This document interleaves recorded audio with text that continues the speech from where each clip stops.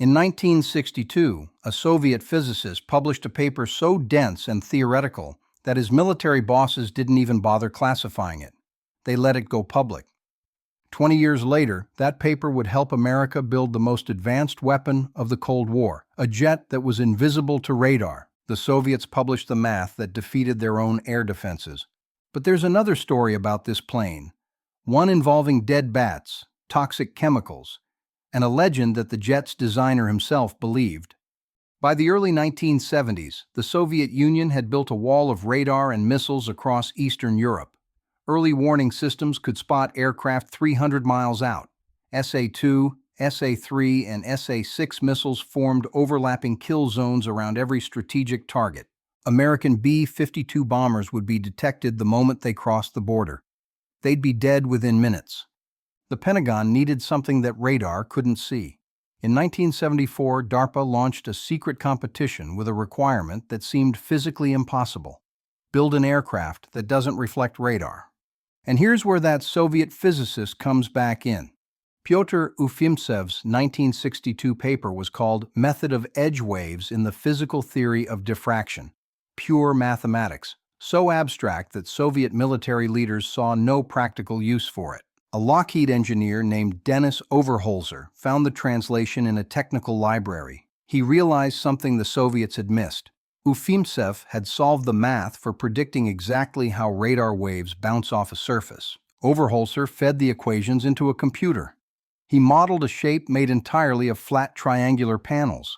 The math showed that by breaking an aircraft into facets, like a cut diamond, you could control exactly where radar waves reflected. Scatter them in every direction except back toward the enemy receiver. The result looked absurd. Engineers called it the hopeless diamond. When they tested a wooden model at a radar range in 1975, the operators kept adjusting their equipment. They thought it was broken. The radar couldn't see the 40-foot model on the pole. Then a small bird landed on top of it, and the screen lit up. The radar was picking up a bird, but not the 40-foot model beneath it. Lockheed built two small demonstrators called Have Blue. They were cheap, cobbled together from spare parts, engines from T-2C Buckeye trainers, landing gear, ejection seats, and instruments scavenged from other jets. Both prototypes crashed during testing. The physics worked. The aerodynamics didn't. When they scaled up to the operational jet, the F-117 Nighthawk, they had to raid bigger parts bins. F-404 engines from the F-18, but without afterburners. Fly-by-wire from the F-16. Navigation systems from the B-52. It was a cutting-edge weapon held together by Cold War urgency and whatever they could scrounge. The program cost $6.5 billion. Congress funded it without most members knowing what they were paying for. Lawmakers voted for vague line items labeled special programs. The F-117s were stationed at Tonopah Test Range, 140 miles northwest of Las Vegas, a base that didn't officially exist. Pilots flew only at night. They commuted on unmarked 737s. The unit was officially listed as flying A-7 Corsairs, a boring, conventional jet. Pilots would fly A-7s during the day to maintain the cover story. Their wives and children had no idea. When Soviet spy satellites passed overhead, ground crews draped tarps over the aircraft, hiding the distinctive shape from overhead cameras. Which brings us to the bats. The hangars at Tonopah were cool, dark places, perfect roosts for desert bats. According to Ben Rich, the head of Lockheed's Skunk Works, ground crews would open the hangars in the morning and find dead bats scattered around the parked jets. Rich believed the F-117's angular shape was somehow invisible to bat sonar, just like it was invisible to radar. The bats flew straight into the tail fins and broke their necks. The story didn't stay at Tonopah. During the Gulf War, crews in Saudi Arabia reported finding the same thing: dead bats near the aircraft. The legend had followed the jet to a different continent, a different desert, a different war. Now you had two separate groups of witnesses thousands of miles apart describing the same phenomenon. Maybe there was something to it? After all, radar and sonar work on similar principles. Both send out waves, listen for echoes, calculate distance from return time. Maybe the same geometry that scattered Soviet radar also scattered bat echolocation. Maybe the F-117 really was a void, invisible to any system that relied on reflected waves. But the maintenance crews had a different theory. The F-117 wasn't just shaped to hide, it was coded to hide. Sheets of radar-absorbent material, special paint containing ferromagnetic particles.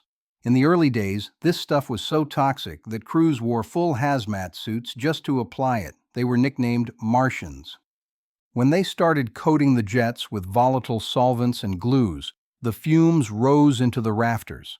Many maintainers believed the bats weren't crashing into something invisible. They were dropping from the ceiling, poisoned. But that doesn't explain Saudi Arabia. Different hangars, different conditions, same dead bats. We may never know which theory is true, but both versions tell you something real about this aircraft. It was either so advanced that it broke the laws of nature, or so toxic that working on it was chemical warfare.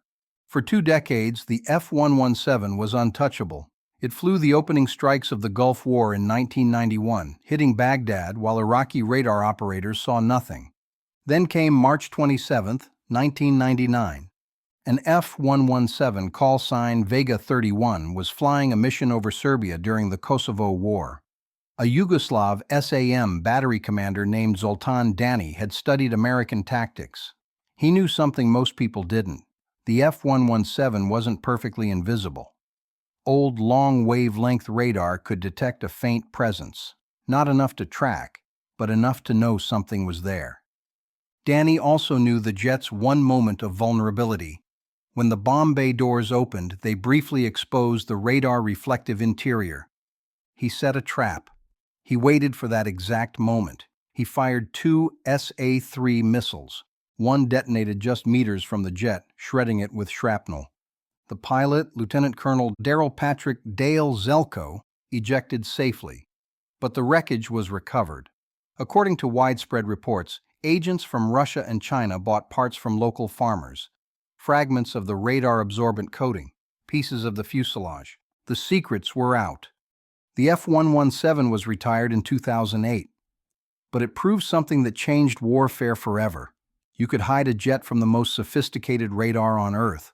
And sometimes the best ideas come from the most unlikely places, even your enemies' discarded research papers.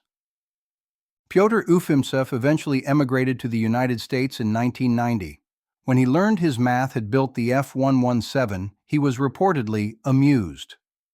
The Soviets published the equations that defeated their own air defenses. That might be the greatest irony of the Cold War.